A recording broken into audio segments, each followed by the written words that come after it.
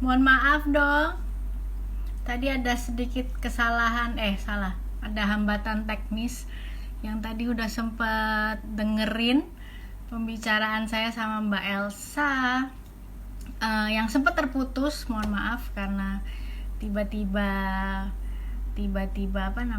handphone mati karena panas dan lain sebagainya. Mohon maaf. Tadi kita sebenarnya sudah membahas sedikit ya tentang apa sih namanya self awareness, kemudian kenapa kita susah untuk, atau jarang sekali kita itu bisa memahami diri sendiri. Coba aku panggil lagi tamu saya malam hari ini ya. Mohon maaf sekali lagi ya, beginilah nasib emak-emak yang berusaha sok gaul banget gitu ya. Mana ya Mbak Elsa ya? Mbak Elsa, are you there? Ini dia.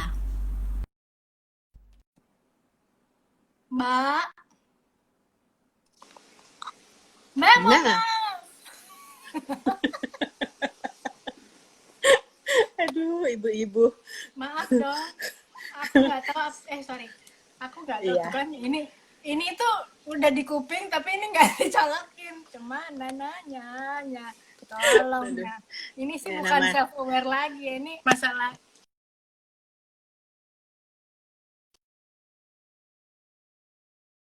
tantangan teknologi. Ini bukan self aware, ini emang kurang ini IQ-nya. Mohon maaf dong. Aduh, piye. Nah, kembali kepada tadi pembicaraan terakhir. Jadi pentingnya kita memahami atau punya self aware itu apa sih dalam keseharian atau dalam pekerjaan gitu. Oke. Nah, kalau kita mau punya kerjaan yang bikin kita senang dan memuaskan, itu kan kita harus sesuai dengan apa yang kita suka ya, Mbak. Sesuai Benar juga tuh. dengan kekuatan kita, ya kan? Kekuatan kita. Nah, kalau kita nggak tahu kekuatan kita, ya ini contohnya dalam sehari-hari suka orang hari Minggu sore kalau udah mau bayangin besok Senin mulai ngantor udah kayak awan kelam mau menyeret diri, kan sering begitu. Nah, karena apa ya? Karena dia nggak mengerjakan apa yang dia sukai dan apa yang menjadi apa ya tempat untuk mengeksersis kekuatannya, strengthnya. Nah, makanya sekarang ini kita makin berusaha supaya semakin dini orang kenal dirinya, semakin self aware itu semakin baik supaya tahu waktu menjawab misalnya gini, nanti mau kerja apa. Ya Nah, udah, aku juga suka ingat. sampun sepuh Mbak, masa ditanya lagi aku nanti mau kerja Oh, apa. bukan Oh, dirimu, maksudnya dirimu udah adik-adik baik-baik kita ya. aja. Iya, yang muda-muda ini loh. Kan makanya sering gitu kan, Adik-adik. adik-adik, nggak tahu yang denger banyak ibu-ibu gitu kan. Terus, nah, terus gimana supaya nggak galau melulu gitu ya. Nah, Galau melihat betul. orang lain, udah, kok dia udah bikin ini, aku ngapain ya. Kan kita juga perlu sebenarnya mengingatkan dengan kita self aware bahwa kita kuatnya di hal apa, yang kita sukai apa. Terus kemudian it's okay loh kalau memang kita hari ini perjalanan kita di sini, karena yang tahu kondisi kita kan kita. Tapi memang hobinya manusia itu membandingkan diri. Bahayanya kalau membandingkan diri tapi nggak tahu kekuatan diri itu apa, ya udah akhirnya Insecure. hari-hari insecure, scrolling, orang udah bikin ini, orang kok bisa gini ya, kok dia udah bisa punya perusahaan, kok dia udah gini, udah akhirnya ya udah repot, terkikis rasa kepercayaan diri. Begitu besok ada kesempatan, aku bisa nggak ya. Nah, akhirnya jadi banyak buang energi untuk itu loh Mbak, yang paling sering terjadi kalau kita nggak kenal diri. Kalau mama Kan. pakai jatuh lagi karena tadi mencari perletakan supaya sinyal yang optimal. Oke. Nah, tadi yang aku terus sebelum mendadak mati itu tadi. Tadi yang aku pengen denger, mau pengen tahu penjelasan lebih detail. Sadar diri sama self awareness, atau yang tadi yang maksudnya istilahnya, kamu tuh terlalu sadar diri gitu. Nah, itu tuh beda nggak sama self Beda. aware? Itu tuh istilah kekinian yang orang suka pakai. Udah sadar diri, sadar posisi, sadar kamera. Jadi orang Cuma nggak sadar orang sering colokan. gitu. Nggak sadar jolokan. Cuman orang kan suka sangat apa ya, suka orang yang concern banget. Nah ini ada Mbak, besok kita mau jelasin di kelas. Oke. Jadi yang serunya adalah penelitian terkini itu, nah, ada orang tuh punya yang namanya harus balance antara internal self awareness dengan external self awareness. Apa itu internal self awareness? Jadi itu tahu kita kekuatannya apa, value kita apa motivasi kita dan sebagainya. External self awareness itu orang melihat kita gimana sih, apa ya pandangan orang terhadap kita, dan sehingga kita tuh nggak sibuk menerka-nerka, jadinya kita valid. Caranya apa supaya ininya ketemu, yaitu rajin-rajin cari feedback. Tapi juga ada nih dari penelitian yang menarik ini yang aku akan share betapa ada dari kita yang, tapi aku sekali lagi mau tekankan, self awareness kita lagi mau di titik manapun itu nggak ada yang salah, nggak ada yang benar ya. Jadi jangan langsung begitu dengerin, aduh gue kok kayaknya nggak tahu ini. Justru kalau mendengar ini dan besok ikut belajar lebih bagus lagi, artinya sudah memulai gitu kan, at least sudah lebih aware bahwa kita sedang berada pada fase yang kurang aware, sehingga belajar supaya lebih aware gitu loh. Jangan ribet. Karena jangan ribet ya, ayo mak-mak malam-malam jangan ribet. Nah, itu. Jadi mungkin bahasanya lebih ke gini. Karena seringkali kan kita itu dulu lebih kepada lebih ditekankan kepada ayo coba peduli orang lain, which itu sangat amat harus dan positif sekali ya kan. Iya. Tetapi jangan sampai kita itu akhirnya yes kepada orang lain, tapi ternyata kita no terhadap diri sendiri. Apa sih maksudnya gitu kan maksudnya? Nah, supaya lebih jelas itu besok dijelasin Mbak, ada kuadrannya. Jadi kita tuh jadinya kombinasi nih. Ada yang kita punya, ada yang dua-duanya rendah, internal dan external self aware. Ini orang yang kalau dalam sehari-hari sukanya jadi apa, yang sukanya galau melulu, nanya orang melulu, karena dia nggak tahu apa yang dia mau, dan dia nggak tahu dia dilihat, dipandang di lingkungannya gimana sih. Misalnya boro-boro ngomong personal branding ya Mbak, jauh banget. Nah ini kan sebenarnya cikal bakalnya kalau mau ngomongin personal branding kan kita harus tahu our value, our vision, our desire, our strength gitu kan, our inspiration. Nah ini jauh kalau itu. Ada juga yang internalnya udah tinggi, dia tahu dia gimana bagusnya pesila, tapi dia nggak tahu di mata teman-temannya, di mata rekan kerjanya tuh dia dipandang gimana. Nih yang suka kita bilang nih sotoy. Jadi dia ngerasa asik sendiri, sok keren sendiri, tapi baru nanti kalau udah mentok baru gini, kok gue mau cari tim untuk proyek kok susah ya, nggak ada yang mau ya. Nah ada juga orang yang self awareness yang internalnya rendah, eksternalnya yang ketinggian, sibuk cari tahu dari orang melulu gitu, tapi dia sebenarnya nggak firm, nggak tahu tentang dirinya. Ini orang yang disebut oleh si Tasya Uri ini yang kerjanya itu ini tuh cari konfirmasi melulu dari orang gitu ya. Jadi kasihan kan, lelah banget hidupnya. Nah, yang kayak gini nih nanti dinamika ini kita mau bahas. Terus abis itu ya tentunya idealnya kalau dua-duanya seimbang, dua-duanya balance. Gimana caranya? Itu kita bahas besok ya kan. Ada yang nyapa tuh Mbak dari Mas Ruben. Tuh ada Ruben Nurata tuh. Mbak Elsa apa kabar? Wah seru banget. Apa kabar? Seru dong. Ruben, harus seru dong Ruben. Temen lama nih pasti. Iya, geng lama nih dulu. Geng lama. Hai Ruben. Halo Mbak Mia, apa kabar Ruben? Nah, terus Mbak, berarti kalau yang buat yang jomblowers nih ya, jomblo. Berarti harus oke. Maksudnya kalau denger ini tuh mereka banyak manfaatnya dong. Jangan sampai salah pilih, ya kan? Iya, tentunya. Salah pilih. Jadi harus tahu apa yang dia mau kan, gitu. Apa yang dia butuhkan. Apa yang dibutuhkan, orang yang kayak apa yang bisa ngimbangin dia. Nah itu kan kita nggak bisa tahu kalau kita nggak tahu kita ini butuhnya apa gitu ya. Karena misalnya kalau dia misalnya orangnya tipe yang terlalu mandiri, terus ketemu nanti nggak taunya pasangan yang kemana-mana maunya barengan, repot, gerah gitu ya, beda gaya gitu kan. Orang tuh beda-beda, makanya ini juga kalau ngomong dalam versi panjang untuk ngomong self awareness itu kita suka coba pikirin dulu crucible moments di masa kecil tuh apa, titik balik yang membentuk kamu jadi kamu yang sekarang, siapa sumber inspirasi kamu gitu.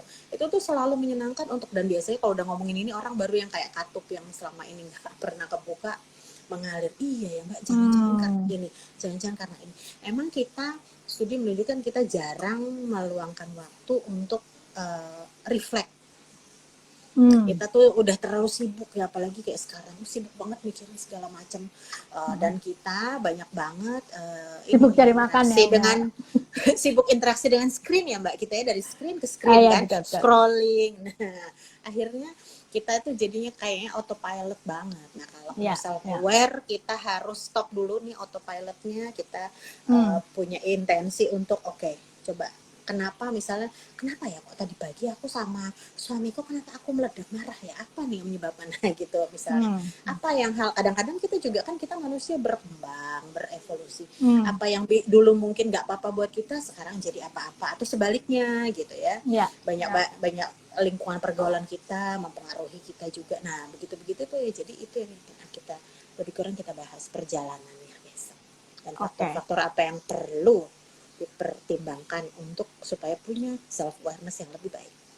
Jadi kalau sarannya Mbak Elsa nih kayak tadi kan, autopilot, kita ini udah keseringan autopilot. Jadi kadang nggak apa-apa ya, maksudnya dalam satu hari atau dalam satu hari itu ada satu momen di mana kita berhenti, dalam arti nggak berhenti bernapas ya guys. Jangan, nggak bisa itu. Nggak bisa. Itu bukan self aware, itu agak-agak ya, itu kebablasan. Nah maksudnya berhenti untuk istilahnya kalau aku tuh kan punya kebiasaan gini, tiap pagi atau misalnya udah duduk di meja mesti tulis things to do, ya nggak sih? Ada yang seperti itu. Itu angkatan kita ya. Dan things to kelihatan do-nya, dari umurnya. dan things to do-nya nggak pakai di gadget ya guys, karena sekarang, tetapi ditulis. Karena buat saya tuh ada kayak kepuasan tersendiri untuk kalau sampai sore centang-centangnya tuh udah penuh, betul nggak sih? Iya, benar. Nah, tapi pada saat terakhir, pada sore itu ternyata yang kita dapatin seringkali, ini curhat pribadi ya, bukan lagi, tidak hanya rasa mungkin puas ya, oke lah, tapi masih lebih kayak aduh lelah banget ya gitu. Nah itu kadang-kadang apakah perlu, maksudnya ambil momen sejenak pagi hari, apa tengah hari, atau kapan gitu, yang itu tadi yang Mbak Elsa bilang, kadang-kadang kita perlu waktu untuk refleksi, apa sih yang bikin saya kecapean, apa sih yang bikin saya hari ini agak kayak otomatis banget nih, tanpa ngerti saya maunya apa gitu-gitu. Iya. Bener nggak? Sebenarnya benar. Jadi sebenarnya ya orang beda-beda cari ritme. Kalau itu udah ngomongin nanti ke topik mindfulness. Tapi intinya kalau ini kita secara sadar meluangkan waktu untuk think. Kalau yang paling sering disarankan kalau ahli emang journaling, tapi nggak semua orang kan telaten untuk itu. Gitu. Ya. Tapi sebenarnya dengan things to do aja itu Mbak. Nah orang yang udah lebih self aware, things to do-nya dia apa, itu yang dikerjain. Yang banyaknya terjadi kalau yang mungkin self awareness-nya masih belum beres adalah apa? Bikin plannya udah bagus, tapi biasanya hari ini tadi pagi plannya mau apa, tuh siang bisa yang dilakukan apa, di malam hari ini tadi rencananya ABC, kenapa yang terjadi XYZ, terus lelahnya sampai mati. Nah itu salah satu bentuknya yang sering terjadi gitu. Kenapa? Gampang banget carried away dari hal-hal yang terjadi. Kan kita nggak bisa prediksi apa yang terjadi hari itu, tapi kita bisa punya kita bisa tetapkan mana yang prioritas yang harus, mau nggak mau kita harus kerjakan hari ini, mana yang second priority, dan mana yang kalau bisa ada waktu dan ada energi kita bisa kerjakan gitu kan. Nah, tapi seringkali kejadian-kejadian yang kita tidak prediksi dalam sehari-hari itu, yang kalau kita nggak being mindful dan lihat apa nih yang penting, ini gue lagi panik nih, boleh. Nah aku kan sering juga berbagi tentang emotional agility. Nah besok boleh disambungin dikit-dikit. Itu tuh gimana caranya kita untuk berhenti dan mikirin. Kadang-kadang kan kita merasa bahwa kalau kita merasa marah, reaksi kita harus marah. Padahal kita perlu tahu bahwa itu adalah data. Kita yang perlu kita pikirin, kenapa ya kita merasa marah? Ini apa? Gitu. Karena sebenarnya setiap emosi kan ada pesan di baliknya. Tapi kita terbiasa dari dulu, kalau kita rasanya marah, ekspresi kita marah. Nah yang perlu kita ingat selalu kalau mau being self aware adalah emosi itu data, bukan instruksi. Jadi kita gini, kenapa kok aku merasa cemas ya, Kenapa ini kecemasannya? Oh oke, karena aku belum ngerjain ini, karena yang ini aku belum dapat kepastian, karena yang ini masih nunggu telepon, sementara internet naik turun. Yang kalau begitu kita tahu faktanya, kita lebih bisa meregulasi reaksi kita. Oke, nggak usah cemas. Oke, next yang aku harus lakukan apa? Tapi banyak dari kita yang merasa cemasnya akhirnya jadi. Nah ini yang kita sering ketemu yang gini, yang Ya, kalau ya, ngomong betul, akhirnya betul. iya loh. Wah cemasnya lari kemana-mana, dan kalau dia cemas orang lain harus cemas juga gitu. Nah ini kan kalau dalam tim kan Cemas kurang kok baik. aja ya. Iya, kalau ngajak tuh lagi seneng-seneng Makan ngopi bakso. gitu, bener gitu. Bakso bener Pak. Bakso. Itu tuh, Ruben tuh. Oh, Apa tuh? Apa tuh? dia masih nulis, berarti kita satu angkatan ya, Ruben. Mohon maaf, nggak usah. Aku Pakai tuh cuma gambar lagi. melihat oh oke, emosi sama dengan data kata Ruben. Oh wow, Itu luar biasa respon sih. nggak? Itu pencerahan buat saya Oh bahwa emosi itu bukan instruksi, tapi data. yes, itu data. Jadi gini Mbak, misalnya nih, ada sesuatu yang biasanya membuat kita marah, itu kan buat kita berarti itu kan reaksi kan. Ya. Harusnya berarti kita harus pada saat itu terjadi lagi, kita itu nggak bereaksi, tapi lebih ke apa namanya, memilih reaksi yang respon tepat. atau respon. Betul, Ya. respon yang tepat. Tidak bereaksi tapi berespon, ya kan gitu kan yang lebih benarnya. Jadi pada saat kita memilih untuk berespon, responnya kita bisa pilih, kita stop sejenak. Kan Tuhan kasih hanya manusia yang punya nih yang namanya basic human endowment, kemampuan untuk stop dan memilih. Kalau kucing kita injek ekornya, dia kan langsung refleks gitu ya, nyakar. Tetapi kalau kita kan, karena apalagi kita udah belajar nih tahu, oh iya, kalau aku yang keinjek kakinya, lihat dulu siapa yang injek. Kalau galak ya udah, aku bilang pelan-pelan. Mau injek balik atau jambat gitu kan. Iya gitu kan. Pilih dulu reaksinya gitu ya. Jadi jangan asal bereaksi, nanti bisa menyesal. Dan dalam jangka panjang kan kita harus diingatkan lagi, reaksi-reaksi kita itu sejalan nggak sih dengan value kita, dengan apa yang pas buat kita, dengan apa yang ingin kita tampilkan. Kalau enggak ya ini, kita bereaksi, abis itu nyesel, abis itu dampaknya udah nggak bisa direvisi lagi, orang udah bisa nge-label kita, galak, gampang marah, padahal kita lagi mau bergabung kerja dalam proyek, dalam tim. Ya maksudnya marahan anaknya gitu, padahal kondisinya situasional waktu itu, tapi ya itulah yang tertangkap. Dan ya kita kan itu yang menempel pada saat itu, emosi terlibat. Gitu. Luar biasa. Sampai aku tuh nggak ngerti mau nanya apa ya. Antara emang wow banget atau emang sekali lagi IQ menentukan ini, mohon maaf ya. Cuman aku yang takjub itu yaitu tadi bahwa emosi itu bukan instruksi, tapi salah. Ya kan, emosi itu adalah data bukan instruksi. Jadi artinya gini Mbak, jadi kalau kita semakin aware dengan diri sendiri dan kita tahu hal-hal apa yang bikin cemas kayak tadi, bikin marah, kita itu bisa memilih. Ini ada sesuatu yang mungkin polanya sama, tapi aku udah tahu nih pasti biasanya marah, gitu kan? Iya. Jadi kita bisa lebih siap untuk ke dalam kesempatan berikutnya. Berarti waras sejenak gitu ya maksudnya ya? Itu mungkin bahasa aku ya. Iya. Luar biasa. Kita bisa lebih prepare. Gitu. Ada Kakak Rika nih. Ada Kakak Rika, ya benar. Perlu meregulasi emosi, betul. Bahasanya berat kali malam ini. Aduh, aku pun pusing. Ayo kita bikin yang lebih ringan lagi dikit gitu. Coba ya, apa ya? Coba dong teman-teman yang mau nanya, biar nggak semakin terlihat IQ saya semakin ambruk ini di sini. Simpel-simpel aja. Simpel-simpel. Tentang yang bikin stres, kan ada orang yang galau melulu, yang kayaknya stres banget gimana gitu ya. Tapi dengan self awareness kita jadi tahu apa yang menjadi trigger kita, jadi kita bisa hindari atau meregulasi dengan baik. Misalnya gini, kalau misalnya ada orang yang besok mau presentasi ngomong, ya pada umumnya orang memang senewan kalau gitu, tapi kan ada orang yang reaksinya tuh berlebihan. Nah kalau aku dong. Begitu, Dirimu mah jagoan. Itu luarnya Mbak, dalamnya Bergelora. panas. Nah, jadi misalnya kondisinya kalau lagi mau presentasi di depan board of director, on average semua orang pasti memang agak ya perutnya agak ada kupu-kupu 5 terbang-terbang mungkin ya. Tapi ada 1-2 orang yang reaksi sampai berlebihan. Kan nggak orang ilo gitu ya, udah di ruang tunggu direksi mau presentasi sekali 3 menit ke toilet, habis itu barang berjatuhan. Nah itu tuh kita harus self aware pada saat kondisi itu membuat kita bereaksi tidak terkontrol.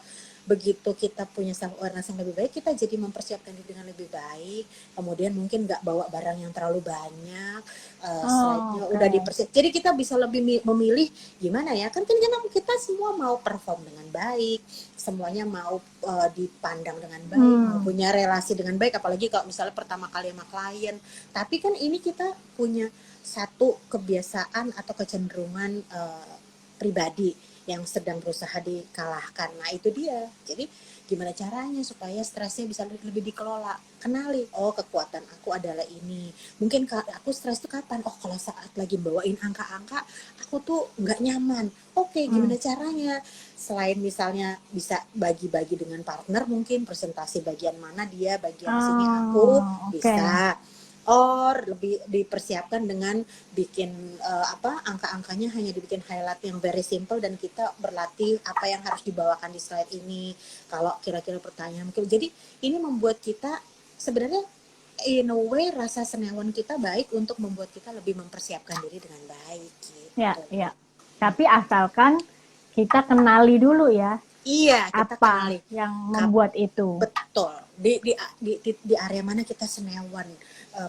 Pada momen apa kita jadi gampang irritated, atau misalnya kita kalau dalam kondisi pergaulan gimana kita yang jadi gampang tersinggung. Itu tuh banyak orang nggak tahu, tapi kemudian kasiannya kalau dia nggak taunya sampai udah dia kehilangan banyak kesempatan. Aku melihat sendiri banyak orang yang sebenarnya pinter, tapi ya karena EQ-nya nggak diasah, yang berawal dari pengenalan diri yang kurang baik ini jadi nggak sustain karirnya, terhambat dalam banyak hal yang kayaknya dia udah merasa gue lulusan ini udah keren banget, kok yang gue promosiin orang lain, kok ini kok gue masih gagal paham kenapa ya. Kalau umur udah 40 dan gagal paham kenapa kan mesake toh, makanya makin awal makin bagus sudah ini umur kan 40, aduh ya. Langsung jadi umur 40 ya, langsung ditarik semua. langsung ditarik. Ini ada pertanyaan nih Mbak. Ada yang nanya nih Mbak, bagaimana mengelola emosi dalam mengemudi? Pakai supir atau kesal sama pelanggar yang mengganggu dan mencelakakan, dan suka khawatir sama calon istri kalau bawa mobil sendiri. Jadi lebih tenang kalau calon istri disupirin sendiri. Wah, itu antara solusinya. Pakai supir, benar. Antara terlalu sayang sama calon istri atau nggak percaya, ini maksudnya. Iya nih Mas Gideon, gimana? Tapi aku suka gini, ini kan juga orang misalnya gini, gimana ya Mbak caranya untuk ngasih tahu kalau temen yang dia kurang self aware. Kita kan suka gitu kan, suka denger. Karena waktu diceritain tentang sesuatu hal yang bikin kita ini, kayaknya kita biasanya gini, kayaknya dia deh yang mesti denger. Aku udah kenyang deh kalau di kelas tuh paling mestinya bos saya nih Mbak yang denger, mestinya ini supervisor saya. Nah sama nih dalam hal ini, kita nggak bisa ngontrol orang lain, yang kita bisa kontrol diri kita. Jadi, betul. Kalau hal-hal itu membuat kita kayak gini, udah bener nih Pak Gideon. Kalau misalnya kesel sama yang lain, nggak tenang, ya udah lebih aman pakai supir misalnya, atau datang lebih pagi supaya nggak kena macet. Saya sih memang sarannya praktis-praktis saja, karena kita punya yang namanya circle of concern. Ini yang Pak Gideon ngomong ini circle of concern. Jakarta macet, orang nyetir, aku suka bercanda, ini SIM-nya ambilnya di apotik kali ya, kalau nyetirnya ugal-ugalan, nggak ngerti caranya nyalip yang bener. Tapi itu semua our circle of concern. Kita bisa gila, bisa capek kalau ngurusin our circle of concern. Sama dengan kita sekarang concern, kok banyak orang masih nggak pakai masker, lagi era COVID. There's nothing we can do about it. yang kita bisa, mana yang di dalam our circle of influence, circle of control, yang kita bisa kendalikan diri kita, keluarga kita, orang-orang yang kita sayangi. Pakai masker lah kalau dalam hal di jalan. Gimana cara kamu mengemudi yang benar? Saya mengemudi kalau jalanan misalnya ke sana Google bilang 45 menit, aku datangnya 60 menit sebelumnya supaya nggak kena macet, supaya nggak, kalau ada Nggak yang stres. nyalip-nyalip nggak stres. Nah gitu Pak Gideon, kita nggak bisa ngontrol orang lain. Mau di tim kita sendiri, aku pun suka kasih saran, kecuali orang yang di bawah supervisi kita, yang misalnya dibilang, ya kenapa anak ini gimana, biasanya coba masing-masing preferensinya, kekuatan diri masing-masing apa, put on the table, diomongin. Nih ada, memang kita kan punya preferensi tertentu, itu yang membentuk kepribadian kita, cara kita bereaksi. Ada orang yang cenderung introvert, ada yang cenderung extrovert, ada yang langsung mau ke action, ada yang dipikir dulu. Nah, kalau kita udah tahu perbedaan antara kita dengan satu orang yang kita bilang tadinya kok nggak self aware ini, jangan-jangan sebenarnya karena preferensi kita tuh seberangan sama dia. Jadi kita justru kalau kita tahu, oh gitu, kayak misalnya gini, kalau ada orang yang dominan banget yang jadi atasan, terus dia punya team member yang kebetulan orangnya yang tipe yang aku tuh tergantung profilingnya pakai apa kan banyak nih ya, kalau banyak yang mau di ISC misalnya, orangnya dominan terus ngadepin orang yang memang steadiness-nya tinggi, kebayang nggak kayak apa? Ya kan pasti Kebayang, kebayangnya Mbak. yang sini yang ini orangnya mau Kebayang stabil, bener di gak usah depan bikin mata. perubahan. Whoops. Sementara yang ini mau, ayo cepat, kita harus bikin ini. Kapan ini jadinya? Kamu habis ini ngapain? Terus habis itu hasilnya gimana? Ngadepin sama timnya yang nggak senang. Aduh bos, ini juga baru aja tadi.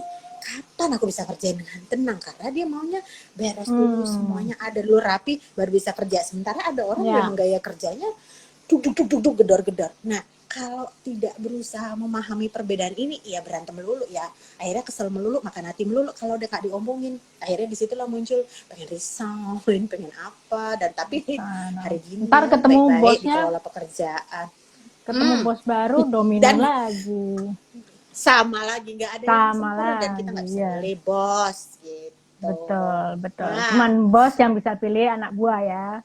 betul. Nah, dapat banget nih kata Mas Gideon. Wah, Syukurlah. bagus. Pasti Mas Gideon besok cari supir. Wah, luar biasa. Oh, besok Mas Gideon pasti ikut nih. Iya, ditunggu. Ditunggu join di kelas ya, Mas Gideon. Jangan Iya. lupa. Klik in. Nah, itu dia. Tuh. Nah, ini Ruben bilang, Mbak Mas Elsa Ruben. selalu on time, bahkan selalu datang lebih awal. Bisa jadi nginep dulu sebelumnya di sebelah. Tuh, Iya, pasti. daripada stres di jalan, benar. mendingan ketagihan. Tapi benar sih Mbak, benar. Karena ada orang yang kadang-kadang kayak tadi Mbak Elsa bilang, kesadaran orang tentang pakai masker misalnya gitu ya. Yeah. Ada orang ya memang bukan kita berarti mau cuek ya, tetapi ada orang yang kalau aku mengamati gitu kan gini, kayak berusaha, lu pakai masker dong, gimana sih gitu, kayak semua jadi diurusin gitu. Iya. Padahal maksudnya Betul. baik gitu kan, maksudnya Memastikan mengedukasi, mau kasih tahu. Cuman menurut Mbak Elsa gimana? Kan nggak bisa kontrol juga kan orang lain kan. Sementara energi kita juga jadinya habis kan. Betul. Nah, kadang-kadang juga tergantung fungsi dia apa, peran dia apa. Kalau memang itu dia di dalam satu gedung, misalnya Mbak Mia sama tim, terus kita misalnya di tempat kerja kan ada juga timnya orang lain. Tentunya kita sebagai tim member, tim leader, nggak apa-apa karena itu under our control. Tapi pada saat kita cawe-cawe, gitu. Kalau nggak kenal, pada saat kita misalnya di dalam gedung itu terus ada timnya orang lain, tapi ini juga kita menyangkut boundaries sih Mbak. Aku sering ngobrol ini karena misalnya gini, dalam hal sekarang ini kan kita saling menjaga keselamatan dan kesehatan masing-masing. Nah, ini masalahnya kadang-kadang suka antara nyaman nggak nyaman nih karena ada culture issue kita kan, orang Indonesia kan cawe-cawe gitu ya. Tapi kalau misal kayak aku kemarin harus ke RSCM, ada urusan, udah pakai segala macam. Kan kita udah di luar ditulis lift, Mbak Elsa pakai helm. Pakai helm kabeh lah pokoknya. Tapi tetap cemas kan karena kan kondisi begini, namanya rumah sakit gitu ya, nggak mau nyentuh segala macam tombol. Nah, udah ditulis di luar lift maksimal 5 orang supaya bisa berjarak. Ini ada yang mau nyeruduk. Ya, aku langsung ya keluar aslinya. Maaf Bapak Ibu, Mas Mbak, hanya 5. Ini udah ada 5. Nanti aja. Nah, nanti ya tapi Ibu asal Presiden mau caranya naik. Ibu Presiden. Tapi aku merasa bahwa aku tidak melakukan yang beyond my kontrol, karena ada aku udah duluan di situ dan memang aku sudah di dalam dan ada tulisannya. Dan juga yang penting kita tahu caranya yang sopan gitu kan. Kalau aku ngomongnya nggak benar, tapi kan ini kan orang yang kita nggak pernah ketemu, nggak kenal, tapi kebetulan karena kondisi pandemi kita mau menjaga. Nah ini pentingnya juga kita sadar diri bahwa aku juga sadar kalau misalnya ngomongnya misalnya rada gimana ya nggak benar kan, orang bisa marah gitu ya. Karena memperingatkan. Tapi aku berkepentingan juga, Mas Mbak, maaf ini udah 5 orang, saya pakai duluan ya, mohon maaf. Udah tak pencet tutup dengan sangat maaf gitu. Tapi kalau situasinya kayak kita di kantor, udah pakai masker belum? Ini kan orang yang bukan Ibu di polisi, luar kontrol kita. gitu kan? Ibu polisi, manajemen building, bukan. Apalagi gitu. Saya outsource. Iya, itu yang nanya, yang punya self aware kan udah kayak tadi dulu, udah nanya semua bukan nggak berwenang, kenapa ngatur nanti dia gitu. Iya, benar. Kitanya yang nggak seneng gitu. Seru banget nih Mbak Elsa. Yang lain mungkin teman-teman mau nanya atau mau contoh Gideon tadi. Aduh, Pak Gideon cari tahu yang supirnya. Kita jadi bisa ada tambahan waktu karena tadi sempat terputus ya Mbak. Maaf dong, itu kan karena kurang aware ya terhadap handphone dan signal. Tapi ini. Nah ini ada ya? cara emosi sama dengan data ya. Emosi itu Pak Gideon, emosi itu sebenarnya pesan kepada diri kita. Masalah kita tidak terlatih untuk diam dulu, ini mau ngomong apa nih ke kita ya. Karena kita belum terbiasa untuk berusaha mengenali emosi. Kita aja sering bahasanya aja kan, kita sering banget pakai bahasa yang ini. Lu kenapa? Kesel, bete, galau, apalagi yang kita biasa. Jadi kan kalau sama seperti performance, you cannot measure you cannot control what you cannot measure. Nah sama emosi juga. Kalau kita bisa melabelnya dengan benar, nah kita bisa mencoba cari tahu apa sih yang menyebabkan apa yang ada di balik itu. Kayak misalnya orang sering ngomong gini, gue stres. Tanpa dia sadari dia mengatakan bahwa dia adalah stres itu. Padahal yang benar adalah gue lagi merasa stres. Ingat bahwa emosi kan temporary. Bisa aja sekarang kita rasanya begitu, 20 menit lagi ada berita yang lain, kita udah jadinya berbeda kan kondisi emosi kita. Nah, tapi pada saat kita ngomong gue stres, itu tuh kayak ngomong ke diri kita bahwa kita adalah embodiment dari stres itu. Embodiment body tubuh dari stres. Terus kalau kita belajar mengenali label emosi di balik itu, kita bisa lebih dalam lagi. Karena misalnya ada 3 orang yang sedang ngomong tentang gue merasa stres, itu udah yang lebih koreksi dari yang pertama gitu ya. Yang satu ternyata kalau tanya, yang kamu rasa apa? Aku sih sebenarnya cemas karena lihat penyebaran COVID nggak melandai juga kurvanya. Oke, itu yang A. Si B, aku tuh khawatir. Nah kalau khawatir kan lebih dalam ya. Khawatir gimana kalau ibu bapakku yang udah sepuh kena. Ada yang aku concern aja sih gitu ya. Nah, itu kan degree-nya beda-beda. Iya. Nah, kalau kita udah tahu menyebutkan ini kan kita, kalau kita punya tim yang misalnya mengatakan 3 ini, yang mana yang duluan kita luangkan yang waktu. Khawatir. Yang udah sampai khawatir karena degree-nya udah lebih intens. Kalau yang concern, ya concern lo apa? Terus menurut lo apa? Next action yang kita bisa buat. As a team kita gimana? Itu masih lebih bisa gitu. Tapi mungkin kalau yang khawatir, kita lebih bisa luangkan waktu dengan dia. Yang kamu khawatirkan apa? Gimana, ada yang mau diomongin nggak? Nah gitu-gitu. Tapi kita memang tidak terlalu, kita dari dulu tidak terbiasa, tidak terlatih untuk ngomong-ngomong dalam hal seperti ini. Itu dia yang sering bikin kita. Coba misalnya kita tanya, Mbak Mi apa kabar hari ini, misalnya kita baru ketemu. Otomatis langsung bilang baik Mbak gitu. Nah iya, kita kebiasaan begitu. Kenapa? Karena kita rasanya kalau kadang-kadang kan kalau orang gini ada yang nanya terus jawabannya agak lebih di atas apa kabar dan udah ngomong detail, iya anak gue gini, aduh gue lagi sedih gini-gini. Orang nggak siap dengan itu kan. Kadang-kadang ada yang gini Hmm. TMI nih, too much information. Kita Hmm. nggak terlatih dari kecil budaya kita untuk ngomong masalah emosi, dan kita nggak tahu nanggapin Hmm. juga. Nah, yang kayak gini nih, yang kita sering harus perlu latihan, masuk lebih dalam lagi, belajar mendengar Wow. dan empati gitu. Jadi misalnya kalau Mbak Elsa nanya nih, Mm-mm. Mia apa kabar? Berarti aku boleh dong. Lagi rasa ini gitu, lagi rasa. Boleh Jadi aja, betul. jawaban Dan itu nggak harus baik-baik oke-oke aja saja. gitu. Oke, Mm-mm. Mm-mm. luar biasa. Again, kalau Hah? kita udah punya yang emotional bank account, kita udah saling kenal dan oke, I Hmm. can understand, I can spend time lah kalau misalnya Mia perlu didengerin gitu. Tapi Hmm, kalau hmm, hmm, misalnya baru ketemu, kita sama-sama peserta seminar ketemu 2 kali, apalagi online pula, terus tanya apa kabar, panjang ceritanya, itu juga aduh apa ya gue harus piye ngomong ya? apa gitu. Gimana ya? Tunggu dong, nanti ya antri. Mbak ini ada yang nanya nih Mbak. Iya, iya, Gimana bertolak belakang menghadapi nih Sasa bertolak nih belakang? Sa. Selalu, selain maksudnya apa nih. toleransi. Jadi gimana menghadapi orang yang bertolak belakang? Oh, ini pasti Selain toleransi. ngomong-ngomong PDKT Cowok ya nih sayang, pasti, yang ya. bertolak belakang pasti bisa ketebak. Pasti.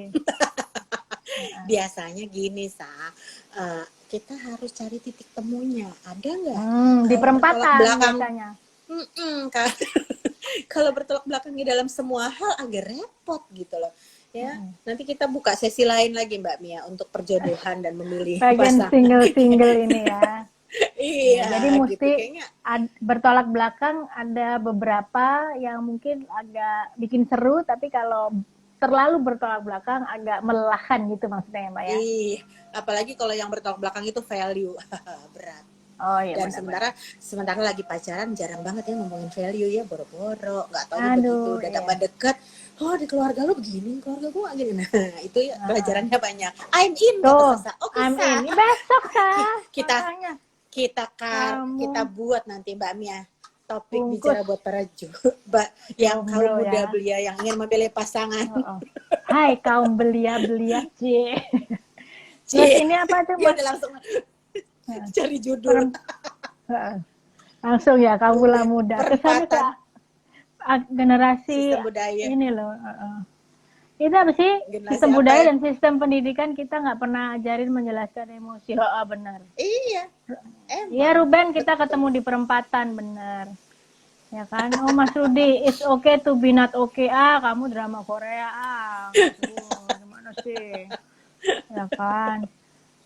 Tapi seru banget sih Mbak. Yang aku tertarik lebih ke arah gini. Kita harus bisa belajar atau kita harus mulai belajar untuk melabelkan emosi yang kita rasa. Karena Iya, kecenderungan kita begitu ada rasa nggak enak, kita bete. bilangnya stres, ya kan? Atau nggak enak Bete. hati nih gitu, ya kan? Bete. Iya, Tapi iya, begitu betenya kenapa? Betenya iya, apa sih yang dirasa? Mulai bingung. Bete, bete aja gitu. bet, Semakin ditanya, makin iya, bete gitu kan. iya, iya. Hmm, Maksudnya banyak oke. gitu. Ya itu kita nggak punya cukup kamus dictionary untuk mengutarakan emosi juga karena nggak terbiasa gitu. Sedih, iya sedih apa ya itu. Padahal begitu mulai pelan-pelan kita reflect, iya ya apa yang bikin itu bagus banget buat kita. Jadi besok-besok kita lebih siap.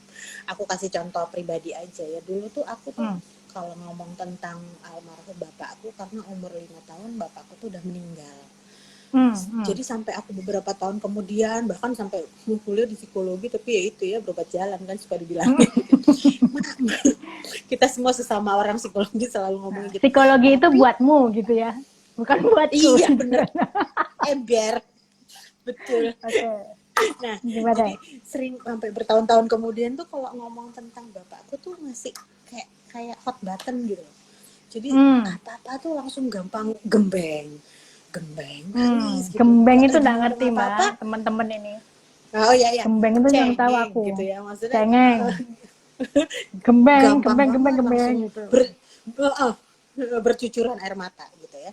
Hmm. Nah baru makin lama makin banyak kenapa ya, terus akhirnya belajar acceptance. Itu juga salah satu kuncinya untuk self awareness yang kita akan bahas besok. Kalau kita udah bisa menerima, jadi itu nggak men-trigger emosi kita secara berlebihan lagi. Tentu aku kalau masih itu ya masih aduh I wish itu ya masih dia masih bisa ada gitu, tapi kan kita udah punya acceptance akan kenyataan bahwa ya udah berapa puluh tahun yang lalu gitu loh, Tuhan udah memutuskan ya aku cuma 5 tahun aja kenal.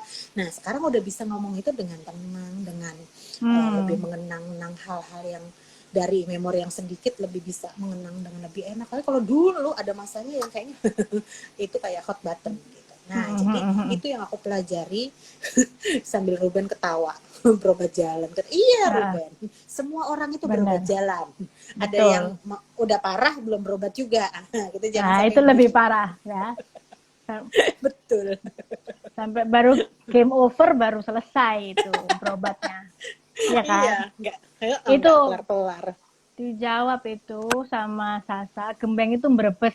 Sasa ini orang Solo, Mbak. Jadi cuman kita bertiga yang ngerti antara Gembeng itu tadi, yang lain tuh pikir Gembreng gitu, main gitar. Bukan ya, guys. Ini agak-agak dikit lagi jadi Seribu Ulat. Memang si Mbak Cesa ditunggu kelasnya dengan ibu-ibu ini. Monggo besok ya, jangan lupa. Besok. Ayo Mbak. Besok jangan lupa. Mari kita ramaikan dan kita gembengkan kelas besok ini ya toh. Itu pertanyaan lagi dari Pak Gideon. Bagaimana merespon orang yang selalu jujur terhadap emosinya? Pakai WA lagi. Karena saya tipe tidak selalu harus menunjukkan kondisi yang ada. Oh, bagaimana merespon orang yang selalu jujur terhadap emosi lewat WA terutama. Gimana, Mbak? Nah, ini kan juga kalau ya ini antara orang yang lagi curhat pakai WA ini juga dia mungkin mesti belajar lagi. Karena apa? Kita juga harus tahu milih kepada siapa kita berbagi tentang hal-hal pribadi kita gitu loh. Nah ini Pak Gideon merasa begini karena ini kok dia nggak nyaman sebenarnya. Tapi Pak, gimana meresponnya? Yang terbaik adalah jangan dibalas pakai WA lagi, atau mendingan pakai WA gini, jawab aja. Kalau memang Pak Gideon mau ya, lebih bagus ketemu gitu ya. Tapi ini bukan yang tadi takut, bukan calon istri yang itu kan ya Pak ya, yang tadi takut kalau naik kalau nyetir mobil sendiri, bukan ya, ini yang orang lain ya. Enggak, calon istri udah dicariin supir Mbak, nggak apa-apa. Oke, aman. Biasanya kalau kayak gini, apalagi berkaitan dengan orang yang aku membacanya orang yang selalu jujur terhadap emosi, di sini maksud Pak Gideon sepertinya yang sering curhat gitu ya. Nah, lihat dulu nih, kita apa ini anak buah kah atau siapa? Nah, kita ini menerapkannya mau gimana nih sama dia? Kadang-kadang kalau kita nggak menerapkan boundaries, kitanya sendiri juga yang repot, yang aku bilang tadi. Kita juga, nah di culture kita juga kita sedang perlu belajar untuk menerapkan boundaries. Misalnya boundaries itu kayak apa? Kecuali hal-hal penting soal kerjaan, terutama untuk weekend, boleh ya nggak usah WhatsApp gue dulu. Nah itu boundaries. Kenapa? Karena aku kalau weekend itu unless itu emergency, aku nggak pengen dulu deh ngomong urusan kerjaan, karena kita udah Senin sampai Jumat udah tight banget diskusi soal kerjaan. Bisa. Nah sama terhadap orang ini, misalnya ini relasinya apa, seperti apa. Kalau dari begini pernyataannya kan berarti kan Pak Gideon sendiri sebenarnya merasa nggak nyaman. Mendingan Pak ditetapkan boundariesnya. Misalnya ini team member atau teman atau saudara ketemu atau teleponan, mungkin karena sekarang susah ketemu. Boleh beli tiket dulu di loket ya. Apa tuh beli tiket? Ya itu kan antri beli tiket dulu gitu.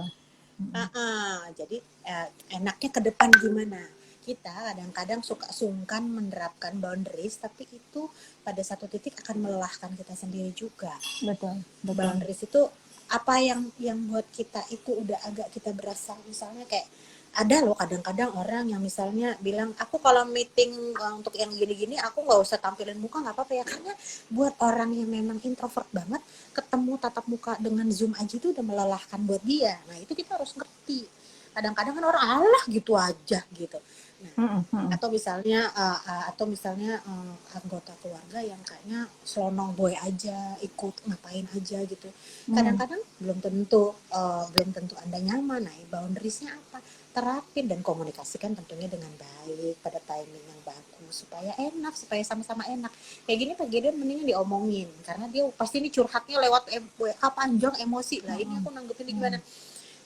Kalau kayak gini enakan teleponan yuk, ayo. Tapi pada saat teleponan itu diomongin, bisa nggak kalau masalah-masalah gini pas kita ketemu, nanti kapan ya kita ketemu, atau kalau memang lo perlu banget, gimana? Nah, ini kan again tergantung kedekatan Pak Gideon dengan si orang yang ini. Kalau misalnya ada tipe orang yang hobinya apa-apa, panjang banget. Aku tuh punya satu tante yang hobi banget panjang-panjang gitu. Akhirnya ya sebisa mungkin, namanya orang tua, tapi ya udah dijawab singkat-singkat, aku lagi meeting, boleh ya nanti gitu ya. Tapi pas besok ketemu boleh dikondisikan gitu istilahnya. Oke. Luar biasa. Wow, seru sekali teman-teman pembicaraan ini. Saya pasti kepengen yakin teman-teman semua di sini yang belum selesai curhatnya gitu ya. Jangan lupa besok tuh Mbak Elsa ada kelas di Energi ya Mbak. Jadi kalau info detailnya bisa lihat di Instagramnya energy.personality. Itu ada kelasnya Mbak Elsa besok Selasa jam 7. Betul ya. Tapi nggak cuma sekedar iklan, tapi sebenarnya topik ini itu sangat amat menarik. Kalau aku benar ya, ini sambil kesimpulan terakhir nih Mbak Elsa. Ya. Kan biasa ya, mata tua ini udah mulai kriep-kriep, tadi udah gembeng, kriep-kriep pula, ya kan? Ini bahasa apa sebenarnya? Kan? Bahasa Sri Mulat.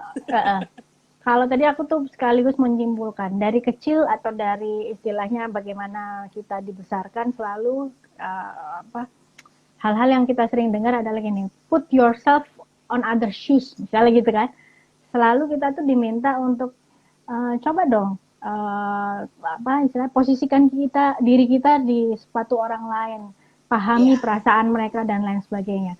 Tapi ternyata itu sesuatu yang positif, tapi kadang-kadang membuat kita lupa kita ini in your own shoes gitu loh. In our own shoes ini kita tuh kadang-kadang malah nggak bisa, malah kita lebih jago put ourselves on other shoes daripada kita put ourselves in our own shoes, ya kan? Padahal harusnya rumusannya kita harus lebih jago dulu bagaimana kita merasa, bagaimana kita tahu tentang diri sendiri dan lain sebagainya. Baru sebenarnya kita bisa lebih canggih untuk menempatkan diri kita di sepatu orang lain. Betul nggak? Kira-kira gitu. Cakep banget. Lumayan lah ya kesimpulannya agak ya. IQ udah agak naik lah ya ini ya, karena baterai udah mulai penuh. Si Umu baru join itu tuh, Mbak Yuni, Umu. Yekaning Tias tuh, aduh telat sekali Anda, kemana aja? Dari tadi. Tadi kali gitu ya. Terima kasih Mbak Elsa. Tuh, sama-sama tuh Mbak. Hai, itu Mbak Yuniar. Mbak Yuniar ini ada dulu yang di Permata Mbak Elsa. Kita pernah bareng-bareng di mana? Di sana. Cantik. Di situlah pokoknya ya kan. Iya. Ada sesi Siska. juga. Ada dong. Siska. Ada Siska ya. Lekas sehat kembali. Oh iya, Mbak Siska cepat sehat ya. Luar biasa. Thank you Kak Mia dan Mbak Elsa. Kenapa manggil Mbak Mia sementara Kak Mia? Kak Mia ini teman Kak Seto bukan sih? Aduh, aku juga nggak tahu. Sasa juga pernah di Permata. Wis. Aduh, thank you Pastor. Saya bukan pastor. Saya Mbak Siska, saya bukan pastor, Mbak. Saya suster aja dong. Jadi jangan panggil saya pastor. Ya. Oke, teman-teman. Dan teman-teman. Yang lain, Mbak Elsa, matur nuwun. Sangat Sama-sama, terima kasih. Sampai Ditunggu besok ya Mbak. Siap dengan pertanyaan-pertanyaan Sasa ini yang gimana cari di perempatan jalan ketemu dan lain sebagainya. Juga buat yang lain yang mau join silahkan. Kita mau belajar banyak bagaimana kita mengenali diri sendiri sebelum kita bisa mengenali orang lain pastinya. Thank you semua. Mbak Elsa, selamat istirahat ya. Bye. Bye. Thank you too. Bye. Bye.